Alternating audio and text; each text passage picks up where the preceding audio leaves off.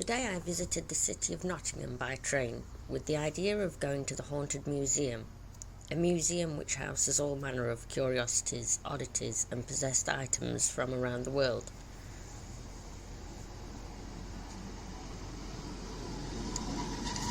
I was pleasantly surprised at the layout of the place and how much was actually there. The museum itself sits in the basement area of a coffee shop/antique store. The lighting was dim and added to the ambience of its contents. It sits a short distance away from the train station, so is easily accessible.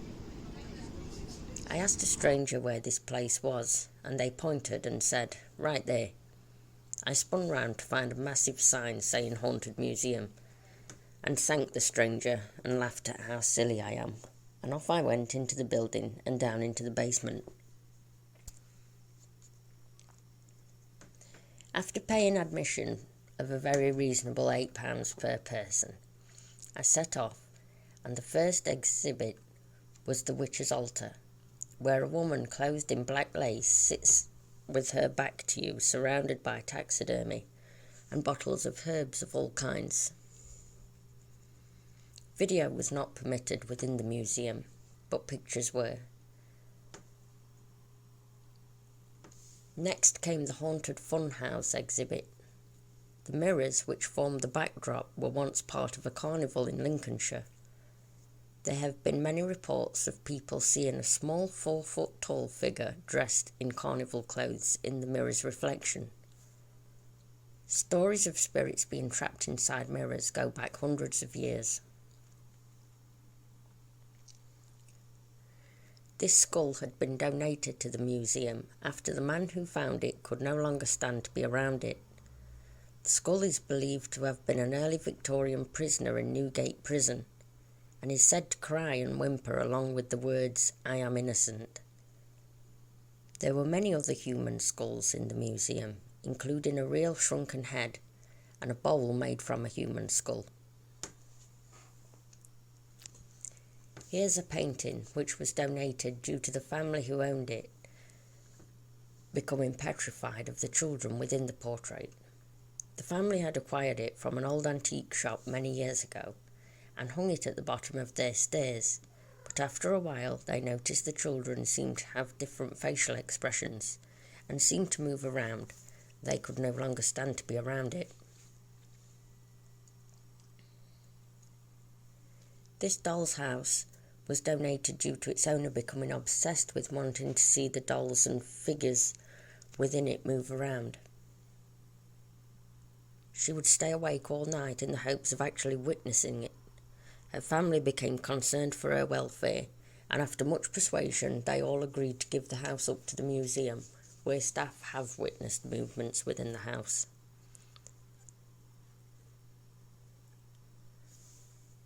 Lots of mummified animals were in glass cases and were interesting to look at.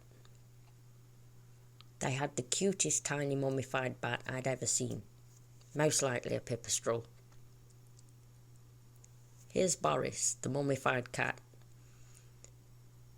Boris was found in a Victorian house which was being renovated. Residents said they heard meowing from inside the walls but had no pets. And when they ripped out the fireplace, out came Boris, wrapped tightly in a cloth. In centuries past, people would board up their cats, both dead and alive, within the walls of their home to ward off evil. And since Boris was donated to the museum, the residents haven't heard any meowing coming from the inside of their walls, though visitors and staff at the museum now do.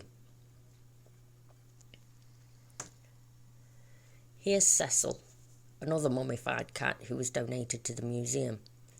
Cecil was donated by a woman named Ethel, who couldn't bear to part with him, given that he was her much beloved pet. Ethel kept him in his bed for 25 years and said that mice were found dead beside his body, so she just left them there as a treat for him.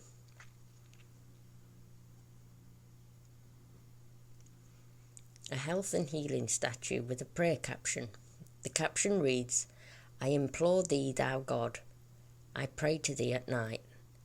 How were all people kept by thee all days, and thou walkest in the middle of the grass, and I walk with thee. When I sleep in the house, I sleep with thee.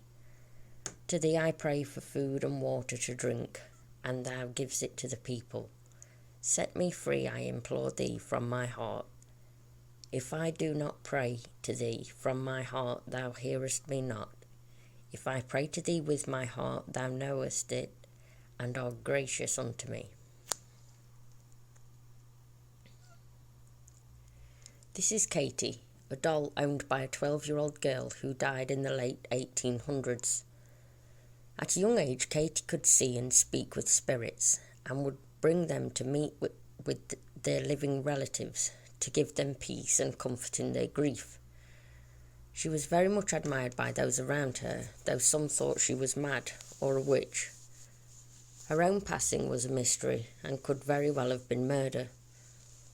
After she had died, people would see her in the graveyard where she was buried.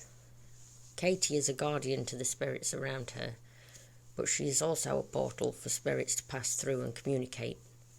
Katie herself looked remarkably like her doll, which now acts as her home.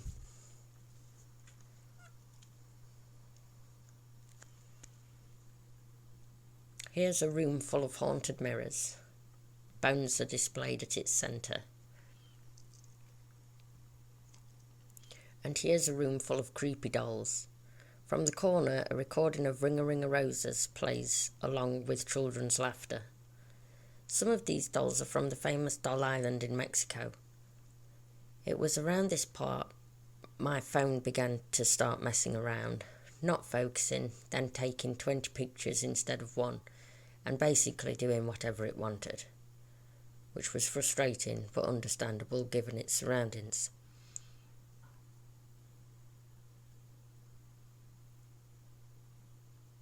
In Victorian England, it was expensive to have a photo session done.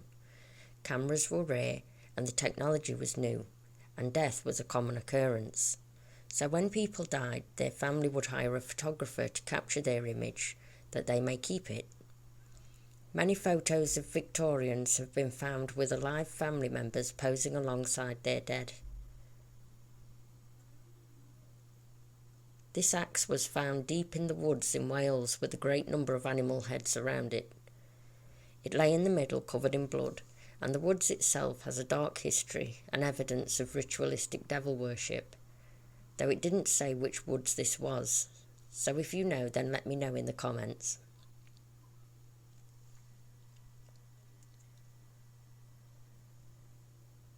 Though this bed has a model of Regan from The Exorcist upon it, the bed itself was where a real exorcism took place.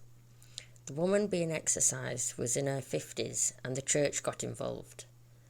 During the exorcism, the woman bled from her eyes and spoke in many different languages and in a male-dominant voice. My phone was very much misbehaving here. This is Madeline, a spirit doll who was found in the woods by an elderly man walking his dog. He felt that she shouldn't be left there, and so picked her up and brought her home with him. Within a few days, he began to hear gentle singing, and things began moving around for no apparent reason. Whenever he felt unwell, he could feel the gentle warmth of this spirit and what she was trying to do for him. She told the medium that she was a nurse in life and feels it her duty to take care of any sick people who cross her path. Here's Ingrid. In life, Ingrid was said to be an evil witch who made poisons to kill whoever wronged her. She set fire to people's homes and poisoned the fruits in the marketplace. She was eventually caught and tried as a witch and sentenced to death by burning. It is said that if you look into her eyes, you will come out in a rash, have scratches, suffer headaches, sickness, weird infections, and have terrible nightmares. This Victorian doll was donated to the museum due to her not staying where she's been put. The family thought it was a prank by other family members until they went on holiday and woke up to a huge bang and found her laying at the bottom of their bed at 3 a.m. and he is the home of the Prince of Hell, Mammon. Mammon is the demon of greed, and it is said to make anyone who comes into contact with this doll extremely materialistic. Mammon got thrown out of heaven for becoming more engrossed in heaven's golden pavement than with God himself. He was cast out by Angel Gabriel. The rest of this video is made up of various images taken within the museum, so you can get a general idea and feel of the place. I'd highly recommend visiting if you ever find yourself in Nottingham. Thanks for watching, and I hope you enjoy the sights.